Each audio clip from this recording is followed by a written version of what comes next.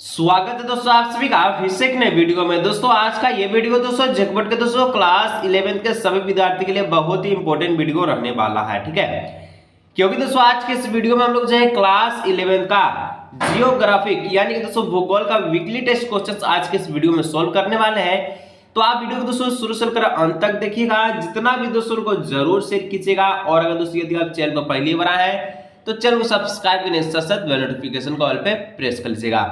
तो चलिए दोस्तों बिना देरी के क्लास 11 जियोग्राफिक यानी कि भूगोल का वीकली टेस्ट क्वेश्चन को सॉल्व करते हैं। भूगोल में भी दोस्तों आपका 10 एमसीक्यू प्रश्न के साथ 6 सब्जेक्टिव प्रश्न है। तो चलिए बिना देरी के सार का सार प्रश्न आज के इस वीडियो में सॉल्व करते हैं। तो सबसे पहले दोस्तों यहाँ पर आपको लिखा हुआ है सेक्शन ए, और अभी तक जितना भी एग्जाम दिए सब्जेक्टिव और ऑब्जेक्टिव वाला तो सारा में आपको सेक्शन ए शुरू में लिखा हुआ रहता है। सेक्शन ए कहने का मतलब है कि इसमें जो आपका सारा का सारा प्रश्न रहेगा वो एमसीक्यू रहेगा। टोटल 10 एमसीक्यू प्रश्न रहता है और पर आपका जो है 2 नंबर का रहता है, तो ये आपका 20 नंबर का प्रश्न कहलाता है। तो चलिए हम लोग जो है सबसे पहले जो है 20 नंबर का जो ऑब्जेक्टिव प्रश्न को सॉल्व करते हैं, ठीक है। तो सबसे पहला प्रश्न दोस्तों कहता है सेक्शन ए का सबसे कम लवणता वाला सागर है। सबसे कम लवणता वाला सागर है। लवणता मतलब खारा पानी वाला, खारा मतलब कि जिसमें नमक ना हो, ठीक है। ठीक है, क्या हो, नमक ज्यादा ना हो, ठीक है। चलिए, स्वाद में खट्टा ज्यादा ना हो। तो सबसे कम लवणता वाला सागर है दोस्तों जिसका नाम है श्वेत सागर। श्वेत सागर मतलब होता है सफेद सागर, ठीक है। क्या होता है, सफेद सागर। इसमें आपको लवणता कम मिलेगा, ठीक है। क्या मिलेगा, लवणता कम मिलेगा। तो ऑप्शन नंबर सी हो जाएगा। चलिए आगे बढ़ते दोस्तों 2 नंबर बोलता है विश्व के किस महासागरीय जल का तापमान सर्वाधिक होता है। जो विश्व जो आपका पृथ्वी है, ठीक है, इसमें जो भी महासागर का जल है, तो कौन से महासागर का जो जल है दोस्तों जिसका जो टेम्परेचर है सबसे ज्यादा होता है, ठीक है, बहुत ही हाई होता है, तो उसका नाम है दोस्तों फारस की खाड़ी, ठीक है। क्या नाम है, फारस की खाड़ी। फारस की खाड़ी दोस्तों एक ऐसा महासागर है जिसका जल यानी कि पानी जो है बहुत ही ज्यादा इसमें तापमान होता है, टेम्परेचर सबसे ज्यादा होता है। तो यहाँ पर डी हो जाएगा 2 का राइट आंसर। चलिए आगे बढ़ते हैं दोस्तों 3 नंबर कहता है निम्नलिखित में से किसमें सर्वाधिक लवणता मिलती है। सबसे ज्यादा लवणता कौन में मिलेगा, यानी कि खारा पानी कहाँ मिलेगा, सबसे ज्यादा स्वाद में खट्टा यानी कि नमक वाला पानी कहाँ मिलेगा। तो इसमें दोस्तों इसका राइट आंसर होगा ऑप्शन नंबर सी हो जाएगा मृत सागर। जो मृत सागर है जिसको मरा हुआ सागर भी कहते हैं, उसमें आपको सबसे ज्यादा लवणता मिलेगा, ठीक है। तो ऑप्शन नंबर सी हो जाएगा राइट आंसर। चलिए आगे बढ़ते इसी प्रकार से 4 नंबर की ओर। तो 4 नंबर का प्रश्न दोस्तों कहता है, क्या कहता है कि प्रशांत महासागर की, ठीक है, क्या है, औसत गहराई है, ठीक है। तो प्रशांत महासागर की औसत गहराई कितनी होती है। तो प्रशांत महासागर की औसत गहराई 5000 मीटर होती है। कितना होता है, 5000 मीटर होता है। तो ऑप्शन नंबर डी होगा इसका राइट आंसर। चलिए आगे बढ़ते दोस्तों 5 नंबर बोलता है उस तत्व की पहचान करें जो जलीय चक्र का भाग नहीं है। जलीय चक्र का भाग कहने का मतलब है यदि आप वर्षा होता होगा तो आप पढ़े इवापोरेशन, ठीक है, जिसको हम लोग वाष्पीकरण कहते हैं। यानी कि जो भी धरती पर जो जल होता है उसका जो पानी है वाष्पीकरण होकर ऊपर जाता है। ऊपर जाने के बाद वो संघनन की प्रक्रिया लेता है, यानी कि बादल बनाता है, और बादल बनाने के बाद क्या होता है, वर्षण होता है। तो इस प्रकार से जलीय चक्र होता है। तो यहाँ पर दोस्तों वाष्पीकरण है, वर्षण है, संघनन है। तो ये तीनों का तीनों जलीय चक्र का भाग है, लेकिन जल योजन जलीय चक्र का भाग नहीं है, क्योंकि जल योजन का किसी प्रकार का काम जलीय चक्र से संबंधित नहीं है, ठीक है। चलिए आगे बढ़ते दोस्तों 6 नंबर बोलता है महाद्वीपीय ढाल की औसत गहराई निम्नलिखित के बीच होती है। तो जो महाद्वीपीय जो ढाल होता है इसका औसत गहराई किसके बीच होता है, तो ये 200 से 2000 मीटर के बीच होता है, ठीक है। तो यहाँ पर ऑप्शन नंबर सी हो जाएगा इसका राइट आंसर। चलिए आगे बढ़ते दोस्तों नेक्स्ट आपका जो 7 नंबर बोलता है निम्नलिखित में से कौन सी लघु उच्चभ्रज आकृति महासागर में नहीं पाई जाती है। तो निम्न में से कौन सी लघु उच्चभ्रज आकृति महासागर में नहीं पाई जाती है। तो यहाँ पर प्रवाल द्वीप इसका राइट आंसर होगा। ठीक है, द्वीप समझते हैं ना, जो कि चारों ओर समुद्र से घिरा होता है। ठीक है, उसको द्वीप कहते हैं। और प्रायद्वीप जो कि 3 ओर समुद्र से घिरा होता है उसको प्रायद्वीप कहते हैं। ठीक है, तो यहाँ पर लघु उच्चवाच आकृति महासागर में नहीं पाया जाता है, जिसका नाम है प्रवाल द्वीप, इसका राइट आंसर होगा। चलिए आगे बढ़ते। 208 नंबर बोलता है कि लवणता को प्रति, खारा पानी के प्रति समुद्री जल में जो घुले हुए नमक जो कि ग्राम की मात्रा से व्यक्त किया जाता है, तो कितना ग्राम की मात्रा से आप व्यक्त करेंगे?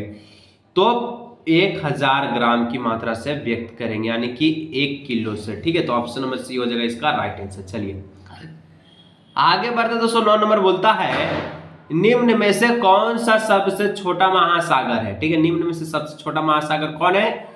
तो सबसे छोटा महासागर का नाम है आर्कटिक महासागर। क्या नाम है? आर्कटिक महासागर।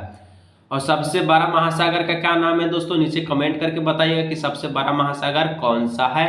छोटा तो आर्कटिक महासागर हो गया, बड़ा कौन सा? नीचे कमेंट कीजिएगा। ठीक है, चलिए आगे। 210 नंबर बोलता है, जो कि ऑब्जेक्टिव का लास्ट प्रश्न है, और जो चैनल पर पहली बार सब्सक्राइब नहीं किया था तो सब्सक्राइब जरूर से जरूर कर लीजिएगा। ठीक है, कहता है संसार में सबसे गहरा महासागर ये गर्त है।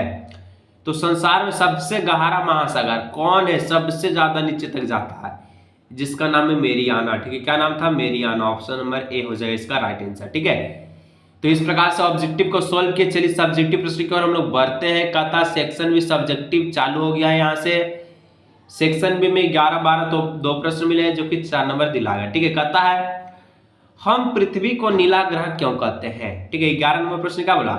हम पृथ्वी को नीला ग्रह क्यों कहते हैं? जैसे कि हम लोग बच्चा से पढ़ते आ रहे हैं कि जो पृथ्वी का जो रंग है कैसा होता है, तो ये नीला कलर का होता है। तो काहे होता है और क्यों पढ़ते हैं ये तो आप जानते हैं, फिर भी उत्तर में लिख दीजिएगा। क्या लिखना है? कि पृथ्वी को नीला ग्रह कहते हैं क्योंकि पृथ्वी के धरातल पर जल की प्रचुर आपूर्ति है। यानी कि जो पृथ्वी के धरातल, यानी कि जो पृथ्वी के जमीन पर जो जल की मात्रा बहुत ही ज्यादा है। ठीक है, जल हमारे सौरमंडल का दुर्लभ पदार्थ है, और सूर्य अथवा सौरमंडल में अन्यत्र कहीं भी जल नहीं है, इसलिए हम लोग पृथ्वी को नीला ग्रह कहते हैं, अधिक जल के कारण। चलिए नेक्स्ट 212 नंबर बोलता है महाद्वीपीय सीमांत क्या है? उत्तर में लिखिएगा महाद्वीपीय शिल्प के साथ महाद्वीपीय ढाल को महाद्वीपीय सीमांत कहते हैं। तो महाद्वीपीय शिल्प और महाद्वीपीय ढाल के जो साथ में महाद्वीपीय सीमांत बनता है उसी को महाद्वीपीय सीमांत कहते हैं। ठीक है, चलिए आगे दोस्तों सेक्शन सी की ओर हम लोग बढ़ते हैं। तो सेक्शन सी में आपको 2 प्रश्न मिलेगा, 13 और 14, जो कि आपका 3-3 नंबर का रहता है, जो कि 6 नंबर का क्वेश्चन रहता है सेक्शन से। ठीक है, तो 13 नंबर पूछा है कि ताप प्रवणता क्या है? उत्तर में लिखिएगा वह सीमा क्षेत्र जहां तापमान में तीव्र गिरावट आती है। तीव्र गिरावट मतलब तापमान कम होता है, ताप प्रवणता या फिर थर्मोक्लाइन कहते हैं। ठीक है, यह पहली परत के नीचे स्थित होती है जहां गहराई के बाद के साथ तापमान में तीव्र गिरावट आती है। तो वह सीमा जहां पर तापमान जो बहुत ही तेजी से गिरावट हो रहा है, कम नीचे जा रहा है, उसको ताप प्रवणता कहते हैं। और यह पहली परत के नीचे जो है, पहली जो परत होता है, ठीक है, जमीन का, ठीक है, जहां से गहराई बढ़ने के साथ तापमान भी क्या होता है, गहराई बढ़ेगा तो तापमान क्या होगा, गिरावट होता है। ठीक है, तो इस प्रकार से 13 का आंसर हो गया। चलिए नेक्स्ट 214 नंबर बोलता है समुद्री जल की लवणता क्या है? ठीक है, जो समुद्री जल का जो पानी है ये ज्यादा खारा क्या है, लवणता इसका क्या है? ठीक है, तो लवणता वह शब्द है, लवणता, ठीक है, लवणता वह शब्द है जिसका प्रयोग या उपयोग समुद्री जल में घुले हुए नमक की मात्रा को निर्धारित करने में किया जाता है। इसका परिकलन 1000 ग्राम 1 किलोग्राम समुद्री जल में घुले हुए नमक ग्रामों में मात्रा के द्वारा किया जाता है। यह मुख्यतः वाष्पीकरण एवं वर्षण पर निर्भर करता है।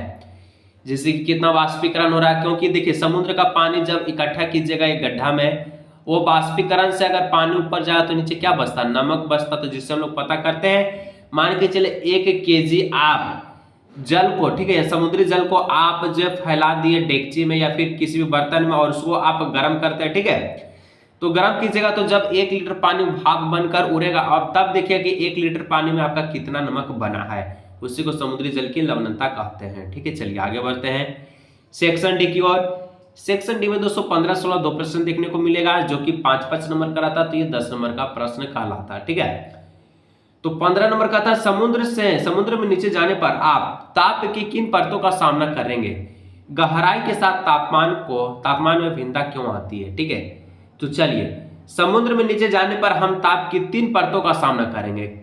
मध्य व निम्न अक्षांशों में महासागरीय का तापमान संरचना को सतह से तली के और 3 परतों की विभाजित किया जाता है। पहली परत लगभग 500 मीटर मोटी होती है जिसका तापमान 20 डिग्री होता है, 20 डिग्री से 25 डिग्री के बीच होता है। दूसरी परत की मोटाई 500 से 1000 मीटर तक होती है और तीसरी परत बहुत ही अधिक ठंडी होती है तथा गंभीर महासागरीय तली एक विस्तृत होती है। जैसे कि हम लोग जानते हैं कि जितना गहराई होता है उतना क्या होता है, तापमान कम होता है, क्योंकि समुद्र में जितना गहरा जाएगा उतना उसका तापमान कम होगा, क्योंकि जो तापमान सोचकर रोशनी है ज्यादा नीचे तक नहीं जा पाता। ठीक है, और कुछ सीमित क्षेत्र तक रहकर रुक जाता है, ताकि हम लोग उसको 3 परतों में बांटे। जो पहला परत होता है उसका जो तापमान है 20 से 25 डिग्री के सेल्सियस पे रहता है और जिसका मोटाई होता है 500 मीटर। ठीक है, चलिए आगे बढ़ते हैं 16 नंबर प्रश्न की ओर। तो आज के इस वीडियो को दोस्तों लास्ट प्रश्न है। अगर अभी तक चैनल पर पहली बार आए सब्सक्राइब नहीं किए कर लीजिएगा, दोस्तों के साथ शेयर नहीं किए तो कर लीजिएगा, और चैनल पर पहली बार आए सब्सक्राइब करके दोस्तों वीडियो को एक लाइक कर लीजिएगा। ठीक है, चलिए 16 नंबर का था जलीय चक्र के विभिन्न तत्व किस प्रकार अंतर संबंधित है? उत्तर में लिखना है जल एक चक्रीय संसाधन जिसका पुनः प्रयोग किया जा सकता है। जलीय चक्र पृथ्वी के जलमंडल में विभिन्न रूपों में अर्थात गैस, तरल व ठोस में जल का परिसंचलन है। ठीक है, और इसका संबंध महासागर, वायुमंडल, भूपृष्ठ, आधारस्थल और जीवों के बीच सतत आदान प्रदान में भी है। पृथ्वी के धरातल पर जल का असमान वितरण है। पृथ्वी पर पाए जाने वाले जल का लगभग 71% भाग महासागरीय में पाया जाता है। शेष जल जो ताजे के रूप में क्या होता है, हिमानियों, हिमटोपी और भूमिगत जल, झील, मृदा में आर्द्रता और आपका वायुमंडल, सरिताओं और जीवों में जो संग्रहित रहता है। धरातल पर गिरने वाला जल का लगभग 59% यानी कि प्रतिशत भाग महासागर एवं अन्य स्थान में वाष्पीकरण के द्वारा वायुमंडल में चला जाता है। शेष भाग धरातल पर बहता है, कुछ भूमि में रिस जाता है और कुछ भाग हिमनदी का रूप ले लेता है, इनकी बर्फ का रूप ले लेता है। तो इस प्रकार दोस्तों आज के इस वीडियो में क्लास 11 का हम लोग जियोग्राफी का वीकली टेस्ट के लिए बहुत इंपॉर्टेंट क्वेश्चन को सॉल्व किया। वीडियो को अच्छा लगा वीडियो को लाइक सब्सक्राइब कीजिएगा। मिलेंगे इस तरह और भी नई वीडियो में।